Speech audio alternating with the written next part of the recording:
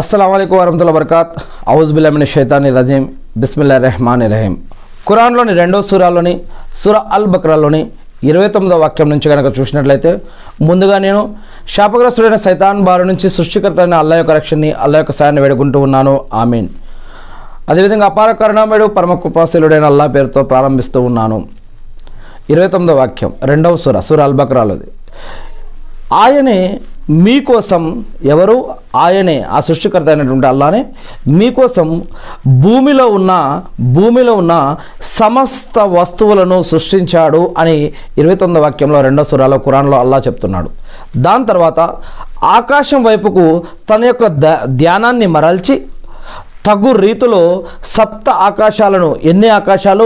7 ఆకాశాలు, 1 2 3 4 5 6 7, ఈ విధంగా 7 ఆకాశాలను, సప్త ఆకాశాలను ఆయన నిర్మించాడు. ఆయన అన్నీ తెలిసినవాడు, ఆయన అన్నీ తెలిసినవాడు. ఇక 30వ వాక్యం నుంచి కనుక చూసినట్లయితే, నేను భూమిలో ఒక ప్రతినిధిని చేయబోతున్నాను, ఒక మానవుణ్ణి చేయబోతున్నాను అని నీ ప్రభువు దూతలతో అన్నప్పుడు, దీనికంటే ముందు ఒక విషయం మనం తెలుసుకోవాలి. ఏమని?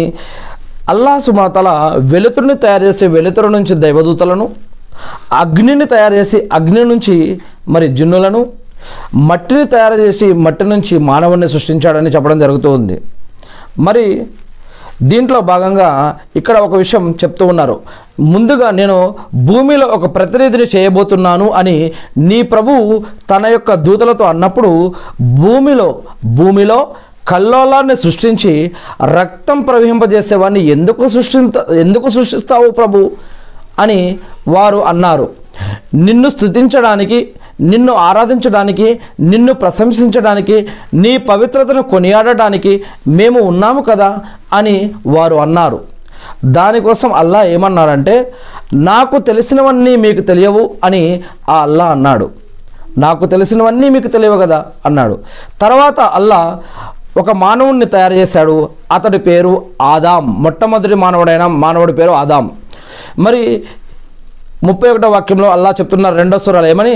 తర్వాత అల్లా ఆదాంకు అన్ని వస్తువుల పేర్లను నేర్పి వాటిని దూతల ముందు కూడా ఉంచాడు, దైవదూతల ముందు కూడా పేర్లు ఉంచాడు. ఒకవేళ మీరు చెప్పేది నిజమైతే గనక కాస్త వీటి పేర్లు చెప్పండి అని అల్లా అన్నాడు.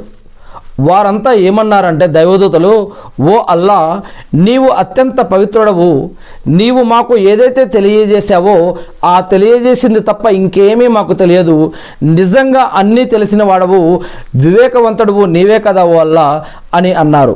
33వ వాక్యం.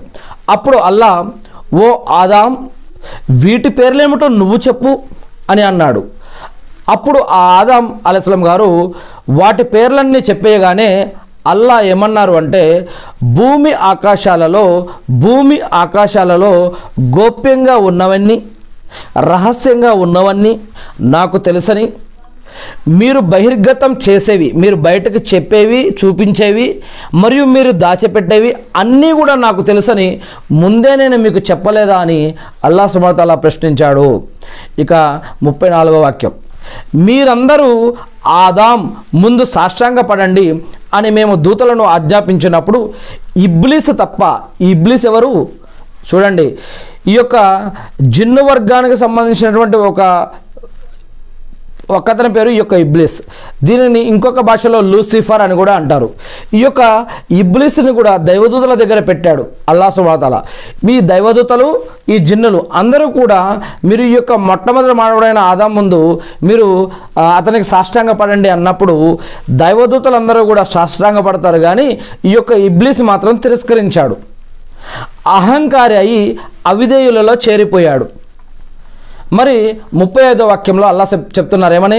తర్వాత మేము, ఓ ఆదాం, నువ్వు నీ భార్య ఎవరు?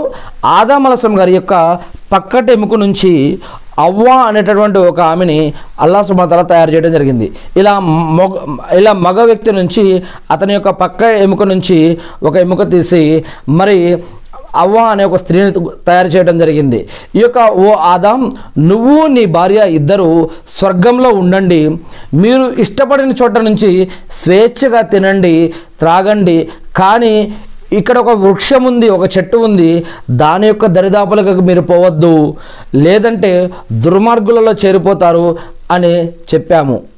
దుర్మార్గులు అంటే ఇందాక సైతాను అల్లాహ్ చెప్పినటువంటి మాట వినలేదు కదా, అప్పుడు ఆ యొక్క జిన్నులు, ఆ యొక్క లూసిఫర్ అనమాట, ఇబ్లీస్ అనబడే దానిని అల్లాహ్ సుబ్హానహు వ తఆలా ఆ యొక్క జిన్నుని సైతానుగా శపించడం జరిగిందనమాట. మీరు అలానే మీరు నా మాట వినండి, లేదంటే మీరు కూడా దుర్మార్గులలో చేరిపోతారని చెప్పడం జరిగింది. ఇక్కడ 36వ వాక్యం చూసినట్లయితే, కానీ సైతాన్ వారిని పెడత్రోవ పట్టించాడు, అక్కడి నుంచి బయటకు తీసివేయించాడు. మేము వారిని ఇలా ఆదేశించాము, అల్లా ఆదేశించాడు వాళ్ళని ఏమని, ఇక్కడ నుంచి మీరు దిగిపోండి, మీరు ఒకరికొకరు శత్రువులు అయిపోయారు. శత్రువులు ఒక నిర్ణీత కాలం వరకు భూమిపైనే ఉండి మీరు లబ్ధి పొందవలసి ఉంది. కొంతకాలం ఉంది, అప్పటి వరకు మీరు భూమి మీద ఉండాలి, అప్పటి వరకు మీరు భూమి మీద ఉండండి అని అల్లాహ్ సుబ్హానహు వ తఆలా వాళ్ళని స్వర్గం నుంచి భూమి మీదకి పంపించేశాడు అని ఖురాన్లో 2వ సూరాలో 36వ వాక్యంలో చెప్పడం జరుగుతుంది. అప్పుడు ఆదాం అలైహిస్సలాం గారు 37వ వాక్యంలో, అప్పుడు ఆదాం అలైహిస్సలాం గారు తన యొక్క ప్రభువు నుంచి కొన్ని మాటలు నేర్చుకొని, ఇక్కడ ముస్లింలు క్లియర్గా ఖచ్చితంగా ధ్యానం పెట్టి మనసు పెట్టి వినాలి.